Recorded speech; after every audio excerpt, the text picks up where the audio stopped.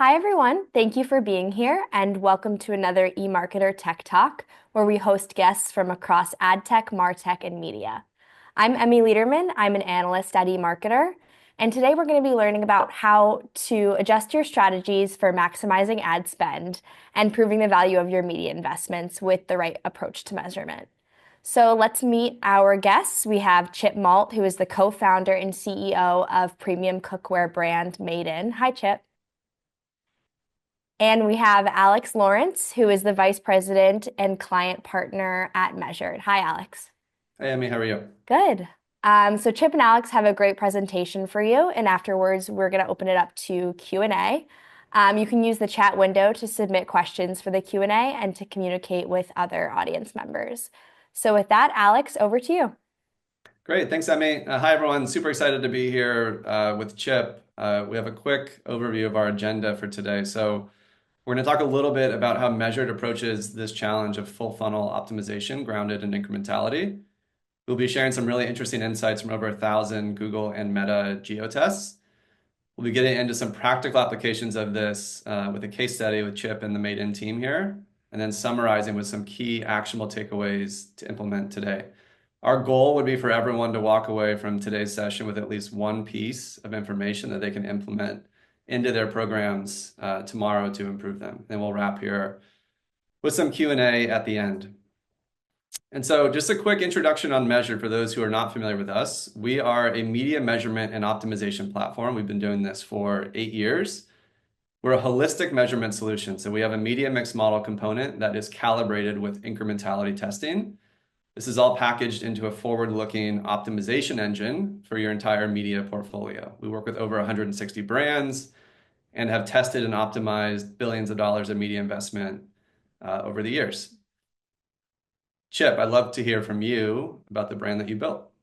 Yeah, so if you haven't heard about Made In, and obviously thanks for having me as well. We're an 8-year-old professional grade cookware company and kitchenware company, so spanning everything from stainless and non-stick and carbon steel lines down to wine glasses, plateware, like really anything you need to elevate your kitchen.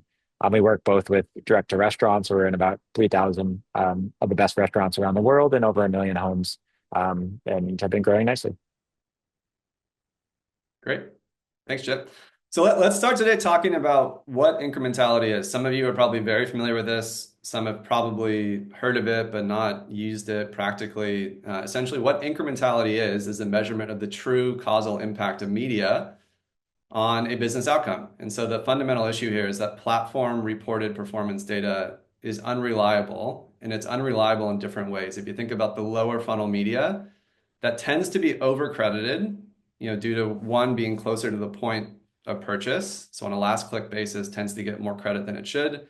Two, as people move in market, there's more competition amongst the platforms to grab that conversion. And so they tend to double or triple count as you move down funnel. Whereas upper funnel tactics, they're by definition targeting an audience who is not yet aware of your brand and may take longer to purchase, and therefore are more likely to fall outside of a look back window or simply are targeted as a follow-on with other mid to low funnel ads that actually claim credit in the platform. And so what you have is a dynamic where the lower funnel is overcredited and the upper funnel is undercredited. And this problem really compounds as various platforms compete to target all of these in-market audiences to maximize that conversion. And so what incrementality does here is it removes this platform bias via what we call an adjustment factor. It's essentially an exchange rate that allows you to compare the performance equally across the platforms. And this exchange rate, this adjustment factor, isn't good or bad. It is simply a way for you to understand what percent of what the platform is reporting is actually incremental to our business. And so what you see here is a demonstration of this. You will see adjustment factor throughout, and essentially a $4 platform ROAS here, in this case, as a 75% adjustment factor. That means 25% of those conversions either would have happened anyway or happened because of something other than the tactic in question here. This translates to a $3 incremental ROAS. And so you can see numbers that are greater than 100%. So upper funnel media, for example, that may be undercredited, could be underreporting incremental conversions, whereas lower funnel media is likely going to be under 100% incremental. The smaller the number, the bigger the adjustment, the less incremental it is. And this is really a framework that we use throughout our entire offering. We land at this number using geo-testing that calibrates a media mix model to land at a number across the entire media mix. So that's an introduction to incrementality. Happy to go into that in the Q&A if you guys have questions on it. If you're not using incrementality testing, you will almost certainly be overallocated to the mid to the bottom of the funnel simply because that's what looks good in the platforms, whether you're using Google Analytics or the vendors themselves. There's likely, without applying this incrementality adjustment, you'd be more likely to allocate most of your budget into those things that look great. Well, what we at Measured have seen is several clear signs or symptoms that you are following this. You can see them here. Essentially, if you're seeing any of these, I would consider this essentially a red flag that some sort of intervention is needed immediately to get your media mix to a healthier place overall. And Chip, I would love to just hear your point of view. Before working with Measured, did you see any of these signs, or what other signs maybe did you see that indicated that you were not optimally allocating your budget? Yeah, I think there's two parts of this that we'll touch on little bit later, but one of which is the media mix that you're operating under driving the results you want, and then the second portion is, are you allocating the media mix correctly amongst the different parts of the funnel, lower, medium, middle, and high, or top of funnel, right? And so, and those all drive different symptoms here that are on this slide. But for us or companies that I've advised over the years, I think one of the biggest ones that probably resonate with the audience are, you run a sale period, say Black Friday or Memorial Day, and the 2 weeks following are really sluggish and slow, and it's essentially a pull forward in demand. And when you look at that kind of 4 week period adjusted, there's actually not really much incrementality of the sale you ran. You essentially just wiped the funnel, but had nothing else there to replace the users coming on in the period after. That tends to be a sign of misallocation across top, middle, and bottom of the funnel, and something that kind of incrementality can help with. And the second portion is kind of ineffectiveness of media spend, which tends to be low site visits, low stalled user growth, your email person complaining about email engagement dropping off, which tends to be a sign of, again, stalled new user growth, who are these new users who are very engaged with your brand. And so that tends to be, hey, just like the way we're allocating our dollars today are not driving the results that we want in the near term. Great. Yeah, that makes sense. And we would say the treatment here is a more holistic framework to define success across the funnel, which we'll get into today. So at Measured, we take a pretty straightforward approach with our clients here. The first is to set goals and targets, both overall and by funnel position, that are specific to your brand. So you must define what success means to you. Two would be testing and validating that performance relative to the target, learning from those tests and making some optimizations. That cycle sort of repeats. What's really important to mention here is that if you look on a ROAS basis, it's sort of counterintuitive. And what we expect to see is something like on the right here, where if you look at top, middle, lower funnel, on an incremental basis, after you've adjusted for incrementality, you should see top of funnel with a below average ROAS. As you move to the mid funnel, it should perform right around average. And the bottom funnel, really highly conversion optimized campaigns, should perform better than average. This type of framework is really critical to properly allocate holistically across the funnel in an efficient way. And so if you're not seeing this pattern, it is likely a sign that you are either not spending enough in the right places, or what you think is really top of funnel, for example, is really more conversion optimized. And so this is a very interesting way to look at the media mix. If you're not seeing this pattern, this is another sign that I would indicate to you is worth better understanding. But really, awareness measurement is a challenge for marketers in a couple ways. One, many of them have not properly set this type of performance benchmark. So that upper funnel with a looser target and really mapping to an overall financial goal isn't done in a lot of cases. And two, many of them just don't have the right tools in place to properly evaluate this and tie this spend to financial impact. But ultimately, every marketer knows that in order to grow, you need potential customers to know that you exist. And that is really done with awareness marketing. And Chip, I'd love to hear your point of view on how you guys have approached this, throughout your history. Yeah, I think the hard part with a webinar like this is taking what we're saying and then thinking through how this directly applies to each individual company that's attending this, right? And it's that answer is different for this particular slide, depending on what stage you're at. If you are a $0 to $10 million brand, like you can probably get away with very little awareness marketing and a lot of mid and lower funnel marketing. As you get more into the 9-figure range, awareness becomes like absolutely crucial to building and scaling, right? Like you cannot survive 9 figures plus without any sort of awareness marketing as part of your mix. And that leap, wherever that transition happens, is different by category, by brand, by stage, by macro environment, like all the other stuff.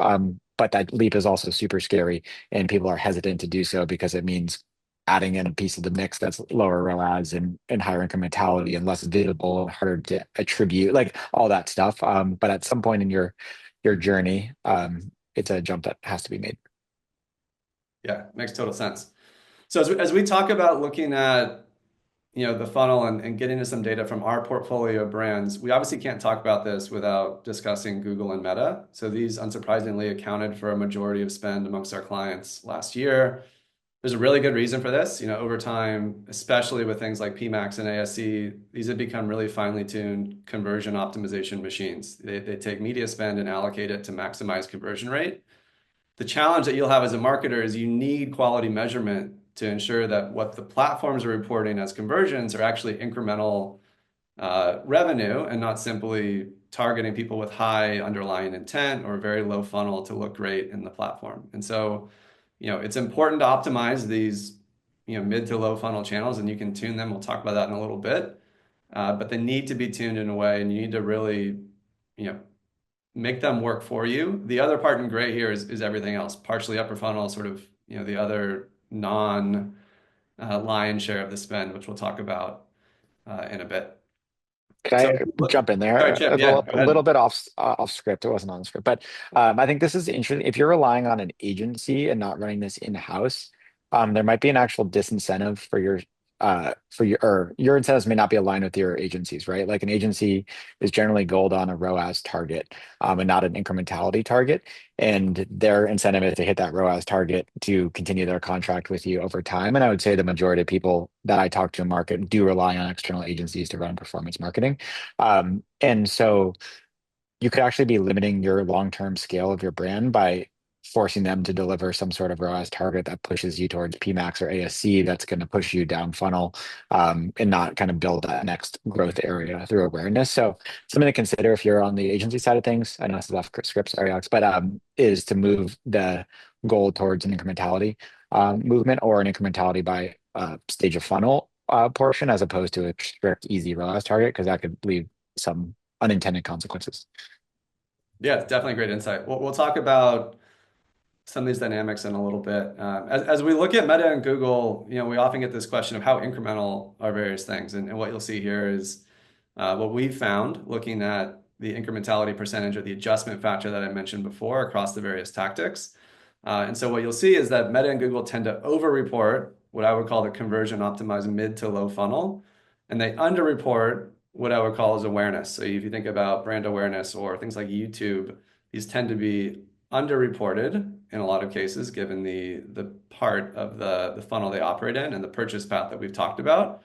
So, the key thing with platforms is platform data is almost always never as good or never as bad as it looks. And it's really important for you to make that work for you. And you'll see here PMAX and ASC, on average, they sit sort of right in the middle of this chart.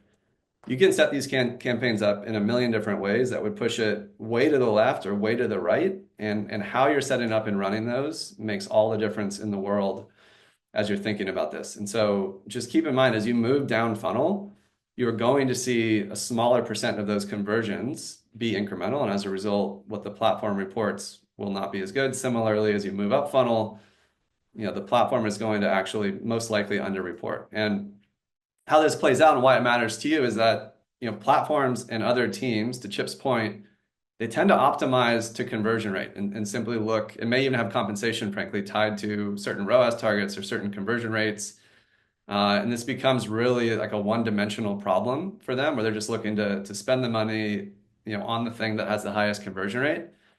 Well, as you can see here, conversion rate and incrementality are inversely correlated. The things with the lowest conversion rate have the highest incrementality, and the things with the highest conversion rates have the lowest incrementality. And so this needs to be reframed really as a two-dimensional problem to solve, where you're not simply trying to maximize the conversion rate overall, but instead you need to understand the trade-off between conversion rate and incrementality in order for you to achieve your desired efficiency target, going back to what we talked about at the beginning. If you want a $2 ROAS overall or a $5 ROAS, whatever that number is, you need to make this calculation by funnel position appropriately. And Chip, as CEO, kind of expand on your earlier point, how do you think about this problem, not only from a media standpoint, but also just incentives or competition between various sales channels or teams?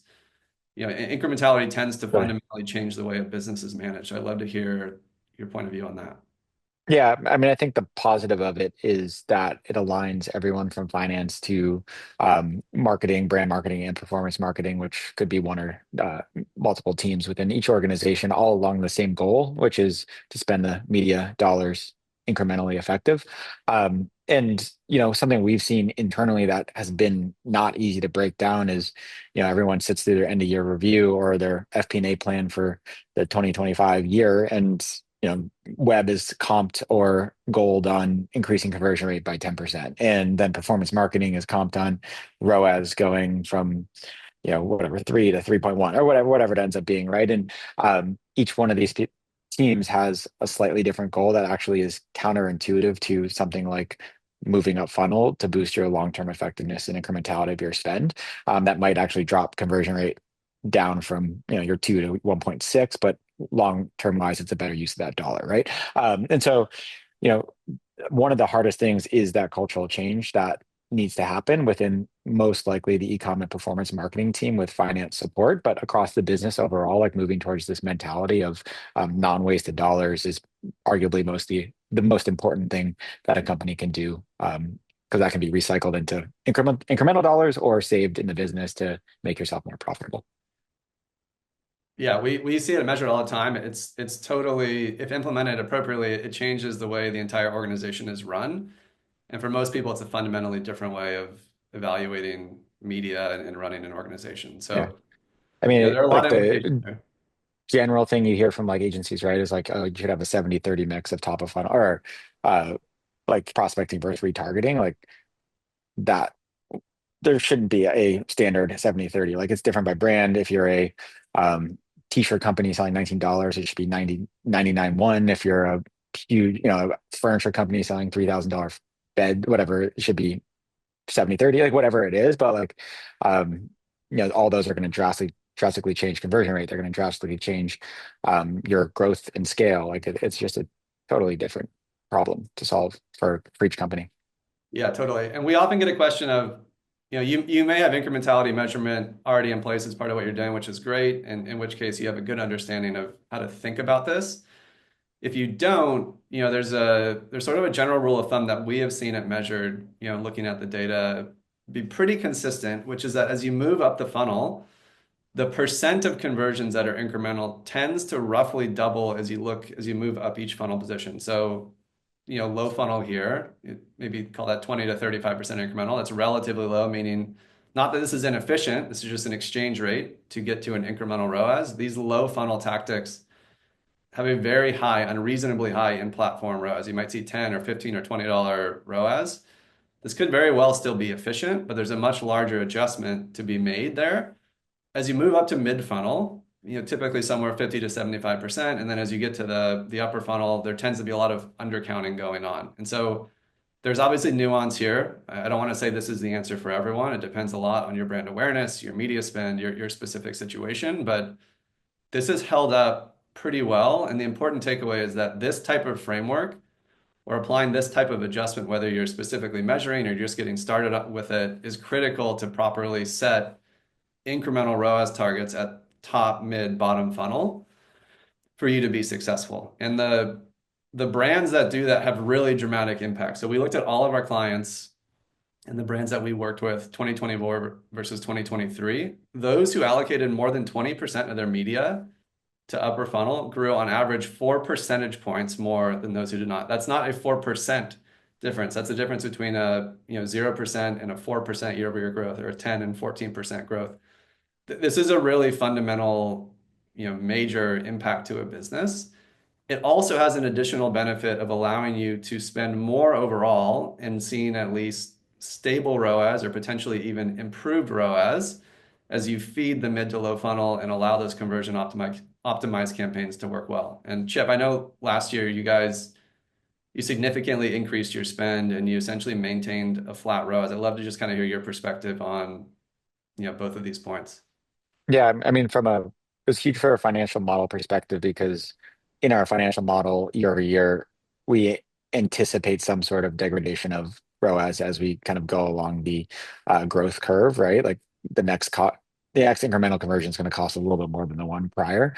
So to be able to massively increase spend, I think we increased it around 20 or 30% year over year and have ROAS to be stable and then actually CACs to go down in some cases during peak periods of high volume was pretty instrumental in beating our profitability goals last year. And then 4 percentage points, like, I mean, if you're sitting at 17%, like right now in the PE world, high growth in consumers considered 20, like that's the difference of flipping you over from being medium growth to high growth, just from 17 to 21. And that, adds another 5x on your multiple of how they value you or whatever it is, just falling into that different bucket. So it could be a pretty massive change depending on where you sit in your life cycle. Yeah, super insightful there. And what I wanted to close on here before we talk about, Made In more specifically is we often get this question about like, what do I do about PMAX or ASC? These, we call them AI channels. Performance Plus is another one that's kind of taken off. What we're seeing here is, these things are continuing to be a bigger part of the mix. And they're really powerful tools. So, by default, they're not good or bad. But you should understand that they, by default, are built to optimize conversion rate at scale and to essentially, sell media at the end of the day. You can tailor these to optimize them for your end goal. But as we looked about earlier, conversion rate and incrementality are inversely correlated. So a really amazing conversion rate and platform probably means it's not as incremental as you think. And so, we have a couple stats here. If you look at PMAX, our clients who have excluded brand keywords from those saw an incremental ROAS that was 50% higher. And if you are considering like meta prospecting versus ASC, if you're just simply running ASC without any sort of strict audience exclusions, we found that a traditional meta prospecting campaign has a 30% higher incremental ROAS just because of the loss in incrementality from optimizing for conversion rate and platform. And so these are powerful tools. It's effectively on you though to make them work best for your specific KPI that you're managing towards. I'm happy to take any questions on this one if it comes up, but wanted to shift now to talking about Made In. So Chip, you came to us, end of Q2, middle of last year. I'd love to understand from your point of view, like what your challenges were with measurement and planning and kind of what you were looking to achieve in the second half of last year. Yeah, I mean, at the end of the day, like it boiled down to just maintaining like unit economic profitability, inclusive of marketing, while continuing to scale is the overall kind of business goal, right? And then layer onto that the degradation of cookies and the difficulty of attributing via multi-touch or last touch or anything like that, like what's happening in the privacy world, to us kind of led us to the conclusion that incrementality testing is the only way to judge media at this point because you're losing sight of the clickstream or the clickstream is massively broken. And so we needed to find a way to measure without having to rely on a full multi-touch clickstream kind of solution. And so we implemented this. I mean, the other portion of it was we were running a lot of manual work ourselves. We were doing correlation studies on our TV spend and how that was driving brand search or brand or site traffic or some of these upper funnel things that we thought was going to tie or correlate to down funnel traffic later, and also like inventing metrics like cost per engaged user that we again thought was like a way to measure upper funnel to some sort of correlative behavior that will happen at some time later down funnel. And so really it was just for us a matter of time of like actually institutionalizing all those theories and kind of like bespoke metrics we were creating into something again that we could push across the organization because I don't think like finance wasn't going to understand cost per incremental engaged user. They just needed something that was a little bit more acceptable culturally. Great. Yeah, super helpful. Another example I often see is, people optimizing to the tightest possible window, like a 1-day click in Facebook, just to sort of hack at incrementality. If you implement something like this, you can actually quantify the value of views and not overly constrain platforms, you know, to some hacked metric. So what, in practice, I want to know how this is a screenshot from within our platform directly. One of the key questions here was, as part of our testing roadmap that we implemented when we got started, we tested a lot of things. Facebook prospecting was one that kind of always just looked too good to be true in the platform. And we really wanted to validate, how incremental was this? And, what we found, we did 2 back-to-back tests towards the end of last summer. The first test came back surprisingly low. So it had an adjustment factor here under 50%, kind of below average of what we expect to see. We did some digging there and we found some signs of audience overlap. I think there were some creative questions, some existing customers sort of slipping through the exclusions that the team thought they had in place. We made some immediate changes with the Made in team and retested right away and saw incrementality go from 42% here to 124%. It's a massive shift essentially within a 30-day window. And that wrapped up right before the key holiday period. So the second test ended on November 1st. Chip, I'm curious to just hear your point of view. Like, how did this first initial test land with you being lower than expected? And how did you use that to make changes? And how did this set you up to be successful, in the holiday period? Yeah. So I mean, from a tactical standpoint, since I'm assuming a lot of people on the call are, you said everyone had to take away one piece of useful advice on this one. I mean, it was huge for us. Like we know Meta is going to make up an important portion of our funnel, and so that first test coming back to us being kind of destructive, exchange rate down to our platform, uh, said it was more about what we were doing than the platform not being incremental, because we obviously know it's a super effective platform. So audience segmentation is something that we are really focused on, but clearly we had some stuff fall through the gaps there. And then we made massive changes to our creative strategy. At this point, Facebook is recommending broad audiences and letting creative direct kind of where it's sending or picking the audiences based off the creative that's being uploaded, as opposed to you defining the segment that the creative is going to, right? And so we went to a much broader array of creative, a much faster and rapid testing environment of creative, and kind of those two. When you're close to the performance marketing world, you start to do that, and then you can just immediately in your gut see like the pie of media spend to revenue in your dailies, I would say, and then retesting that, it actually started to show up in the incrementality test as well. So I think a couple of good examples, like one of which is like tactics will massively affect different periods of your testing if those change, and then two, like don't just test once, and then like kind of write it into lore as Facebook is only dashes 2x. Is like taking credit for 2x the amount of conversions. It's actually okay. Let's retest these assumptions every 6 months or so. Yeah, and I would actually say that that second comment is critical. Like the most interesting test results here are the ones that come back with a different answer than you expect, because it gives you an opportunity to change something and then revalidate it right away. It's kind of nice sometimes to just validate exactly what you thought, but the biggest impact is oftentimes coming from a test that lands flat. So that's not a failure by any means. The results here are pretty clear. Incrementality tripled.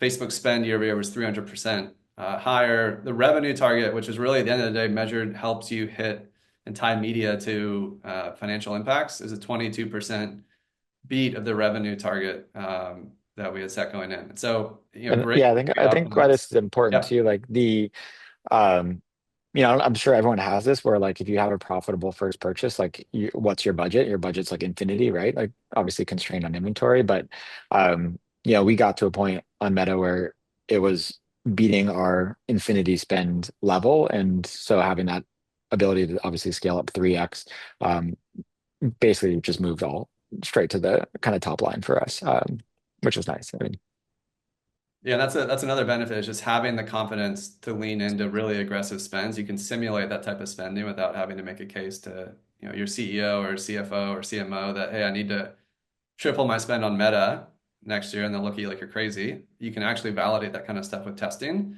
at a much lower risk level. So yeah, it's a really, really great outcome. Fun to be part of that. Chip, I'd love to just hear from you. Like, what are the key learnings from you working with Measured in sort of the last 6 to 9 months, Yeah, yeah. more broadly. Um, I think we're probably in a different case. Like again, taking what we're talking about in the webinar and then self-reflecting, applying it back to the each user on this. Like we were probably under-indexed in meta compared to the average population. When I talk to brands, they're sitting there saying we're 80% meta. Like how do we diversify? When we went into that test, we were 25% meta, figuring out how to scale it, or wanting to scale it, right? And so like by 3xing it, it's getting us more in line with other brands in that like 50-50 range.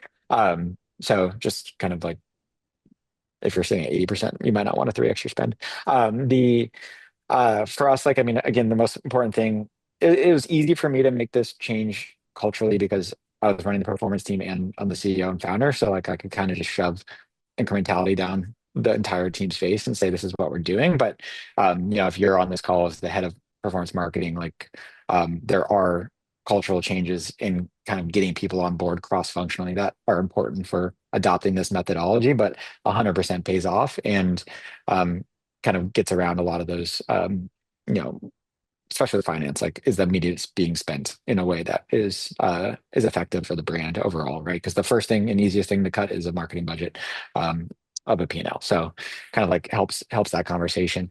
And then for us, I think confidence in cutting lower funnel stuff, retargeting specifically. We were never really big believers in effectiveness retargeting, but this gave us that final proof point of cutting brand search spend, reallocating brand, like anything that we cut lower funnel, we immediately moved upper funnel and to kind of that flow of upper funnel to lower funnel just rapidly ends up boosting your growth rate overall, which then makes the whole thing a lot more fun overall. So those are the two biggest ones. Obviously, I'm sure people have questions around more specifics that we can leave time for.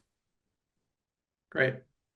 Yeah, and I wanted to summarize like what are some things that you could actually take away today more broadly to act on, and it's hard to say this is what everyone should do definitively, but what we typically see is somewhere around the 20 to 30% spend in of overall budget towards upper funnel awareness, reach optimized type campaigns to really fuel the mid to low funnel tends to be about right. It's, it can be higher, it can be lower, but it shouldn't be 5% is the point. There should be a meaningful investment there to allow you to scale. We've looked at billions of dollars of spend. Two is really setting specific performance targets that are grounded ideally in a unit economic basis. I really try to encourage people to move away from blended targets like CAC or advertising cost of sales or the marketing efficiency ratio. Like these are easy things to calculate, but they are really hard to scale because as you get more efficient and the percent of your business driven by media changes, the calculation there changes and it becomes sort of a circular, calculation you're trying to get to. So instead, try to understand, net of your specific margins and return rates. What do you need to be to be successful? If you're a 90% margin beauty brand, for example, it's a very different number than if you have 30%, gross margins in a high volume business. And so keep that in mind for you specifically. Everyone is different. Every business is different there. I need to make those work for you. This third one here is, the AI type campaigns, PMax, ASC, Performance Plus. These are really, really powerful, and this seems to be the direction that a lot of the platforms are moving. You just got to make them work for you and make sure they're pointed in the right direction. So just simply turning them on and setting it and forgetting it might work well, when you're just getting started. But as you get bigger and have a more complicated media mix, you need to be very intentional about how these are set up and really pick a part of the funnel, whether it's upper funnel or mid to low funnel you want them to play in. Do not just let them run full funnel alongside a lot of other manual campaigns. And then the final one is just really important, embracing like a scientific test and learn mindset. You should be asking tough questions.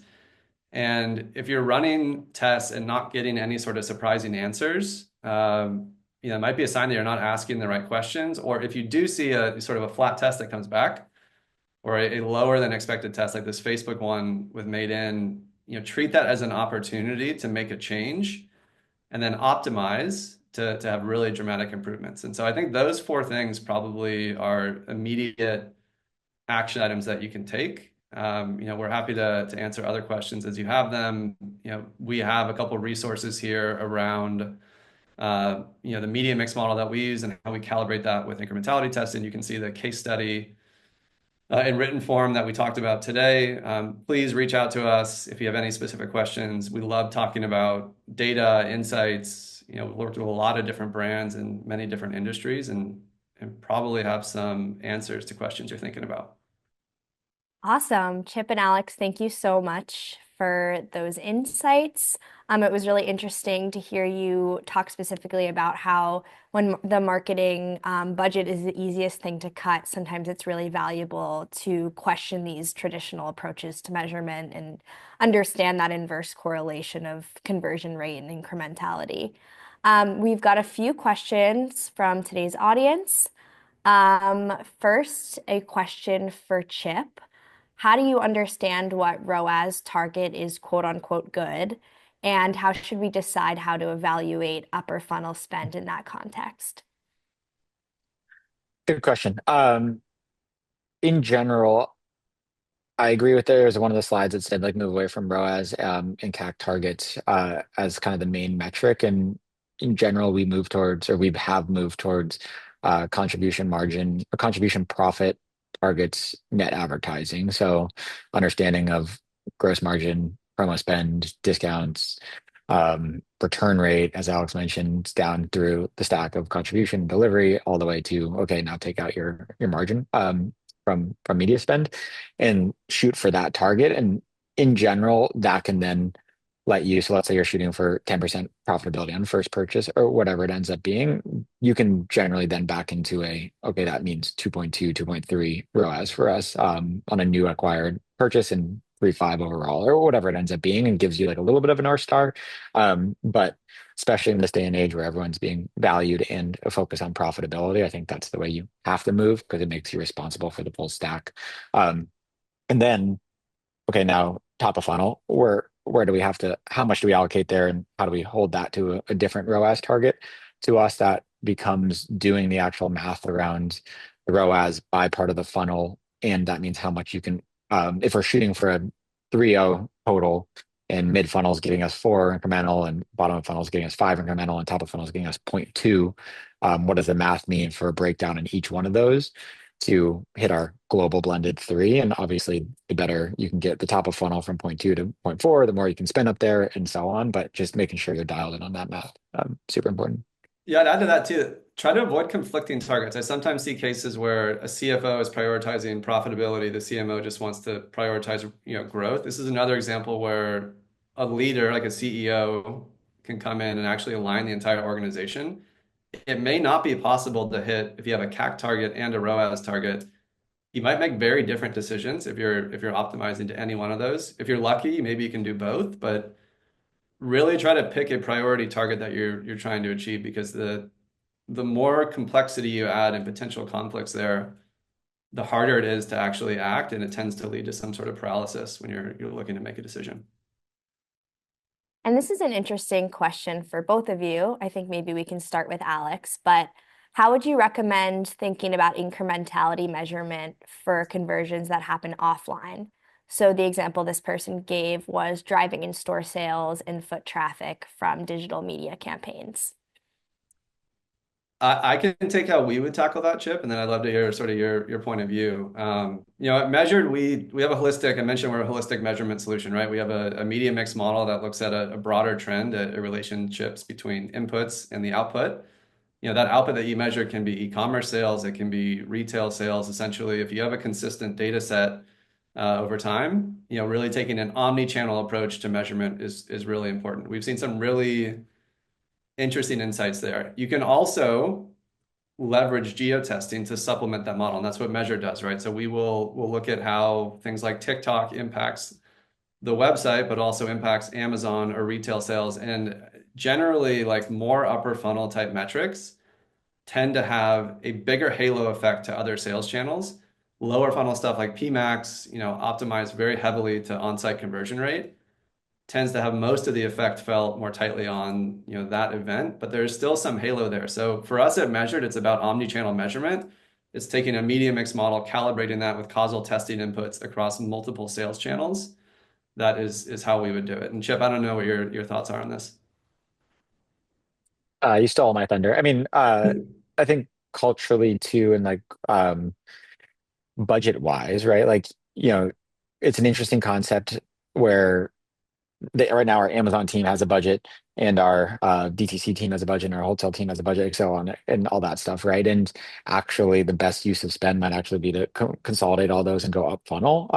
Obviously, brand search, right now our Amazon team is very happy to get these 20,000 free brand searches on Amazon per month, and it's now their free dollar amount that they then build the bottoms up off of. But that's obviously coming from and being it really is being driven by the DTC's burden of their media spend, both on TV and Facebook and things like that. And so we're working on, and through this incrementality approach, consolidating those budgets so that you can get to a more optimal full funnel approach across all the omni channels versus having multi-siloed budgets that will inevitably, to optimize only each one in their own bubble will not be the same conclusion as if you optimize them as a whole. Yeah, one thing to add to that too is to the bigger extent this is happening, that may impact your ROAS targets. So if Amazon or wholesale has different margin assumptions, right? You may need to modify that target if you're taking that holistic view. So it's just another important consideration. Yeah, I'll give you a good example. Like our on a certain category that we're pretty deep into on Amazon, like our incremental brand search, or sorry, non-branded search on Amazon is 1.5 ROAS on that search. And so it's like it's not profitable anymore. And we've kind of like just stopped spending once we hit that marker.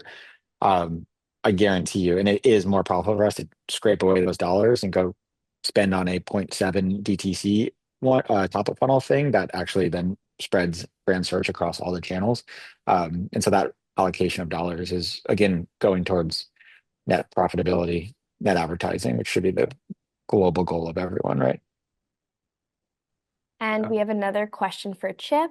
What was the most surprising finding from testing with Measured?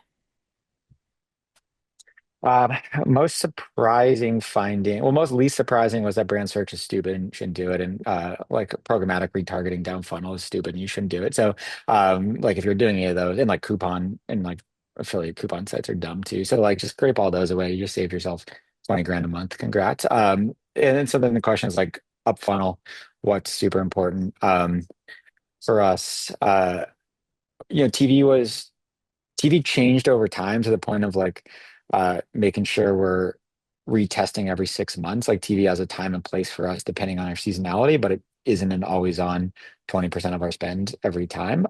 And moving, it's almost like you're bastardizing TV if you then go for like a programmatic TV approach where you're trying to move down funnel with TV because the whole purpose is to be up funnel. CPMs will go up, it'll be more expensive. Now you're competing with the same audience that Facebook's competing with, it's kind of not using the channel for its intended purpose within the funnel. So again, like I think a couple of those things were super surprising and showed out in the incrementality test. Yeah, just on the brand search piece. I mean, if you have a $50 platform ROAS, you can have a 10% adjustment factor. Basically, 90% of those conversions would have happened anyway. It can still be profitable. And so I think what Chip is saying is you just need to be aware if there is that big adjustment, you need to know that math for you. There is likely, an opportunity, especially if you're using something like Google Analytics and taking that at face value, you're almost certainly spending more money on things like PMAX or brand search than you probably should be. But it can still be profitable, and there's still probably a place, in the mix for it. It a lot of times isn't as big as where you're currently at. Sure. I think you don't think through the platform. You think a lot about the platforms cannibalizing each other or double attributing. You actually don't think a lot about the platform cannibalizing itself down funnel. So you see a YouTube ad uh, within the same account, then you search the brand and click the brand search. Like in your dashboard, Google just cannibalized its YouTube self for brand search when actually that is a YouTube conversion. So I think like most people are like, oh, like Facebook is stealing credit for TV or whatever it ends up being. It's actually like lower funnel Facebook is also stealing credit for upper funnel Facebook in a lot of ways. And we just last point on brand search too. We've seen some interesting findings where competitors will come in during seasonal moments and really conquest heavily that is a very interesting trend. If you're seeing that happen, it's an important thing to validate with testing. We've seen, pretty different incrementality results if you have, your top two biggest competitors all of a sudden really bidding hard on your terms. And other times of year, no one bids. Yeah, I think it's just an important dynamic to understand. So we have time for a few more questions. This is one for both. Maybe Alex, you can start us off. Many marketers are afraid to switch to upper funnel media because it tends to perform badly in the short term, but starts to perform very well in the long term. How long does it typically take for brands to see a positive change after switching more into the upper funnel?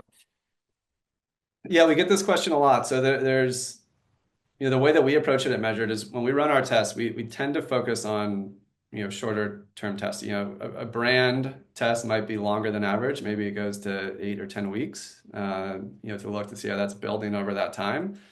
But essentially, we advocate our clients to set a looser target at the top of the funnel to validate that it does something in the short term. The ROAS can't be zero on a 30 or a 60-day basis, but it's never going to be as efficient as something like brand search just due to the nature of it. So being okay with that short-term goal and sort of taking the leap to sort of balance the mix in the right way. Over the longer term, if you were to look at like 6 or 12 months, you'll tend to see everything sort of rise as you're more properly allocated. So as one side effect here will be as you're increasing your spend, dramatically year over year. Made in, for example, spending 30% more year over year. They saw a stable ROAS. They probably wouldn't have seen that had they not been properly allocated. If they didn't fill that top of the funnel, 6 to 12 months later, they would lean in to brand search or PMAX and simply just see conversion rate tank, or the CPCs or CPMs, skyrocket as you're going after a smaller audience. So that's sort of like the balance of measuring something short term and then taking more of a qualitative view long term. Chip, I don't know how else you would think about it. I mean, I think some of this stuff has to just be a cultural change internally, which is tough from a performance, like a heavily performance marketing brand. And I say that coming from that being my background, like we talk a lot about competitive advantage and arbitrage opportunities, and there is zero arbitrage in brand search or anything I mean, Facebook at this point, mid funnel, down funnel, right? Like that stuff is dialed, it's competitive, it's a perfect market. And where there are opportunities are in upper funnel where people are afraid of the ineffectiveness of it or whatever it ends up being. And sure, there's a lot of also money to be wasted up there too of ineffective stuff. And we've wasted a shit ton of it. But that's also where you'll find, okay, a $1 CPM on TV or radio, for instance. So you're comparing that against a $22 CPM on mid-funnel Facebook. Is Facebook really 22 times more effective per dollar than radio? Like, okay, that is a good gut check. And then like, how do we measure that, right? And so like clearly there's some like that to me, that's where the value is. That's where the arbitrage is in that kind of like blind spot area. And then internally you have to figure out, okay, how are we going to measure it? What are the things that make us feel good and confident about that? What's the max percentage of our budget that we can push up there before we start to dilute out the ROAS targets we need for the board or the company or the profitability or whatever it ends up being. But it's an exercise worth going through. There's another extension of this. Oftentimes, direct mail is a big part of a lot of our brands' media mix, and that can be really, really effective with certain segments. It's very expensive, so it tends to be It's like 500 to $1,000. 220, yeah, CPM, like 500 Yeah, it's like CPM, $500,000 $200. CPM. So if you think about Yeah. like the prospecting play, you can probably find somewhere in your mix where you can carve out some of that money and literally get something that is 50 times cheaper and probably more efficient at an awareness-based play. So you look like within your mix too, where there's areas to cut to move more efficiently up funnel without having to say, hey, I need $1 million extra dollars. You can probably cut Yeah. some within your current mix. Totally. So we have time for one more question. Chip, how have your learnings on incrementality shaped what you look for when hiring for your marketing team? In general, how do you think about the value of hard versus soft skills? Yeah, so we try and combine, or we do combine our performance and brand team.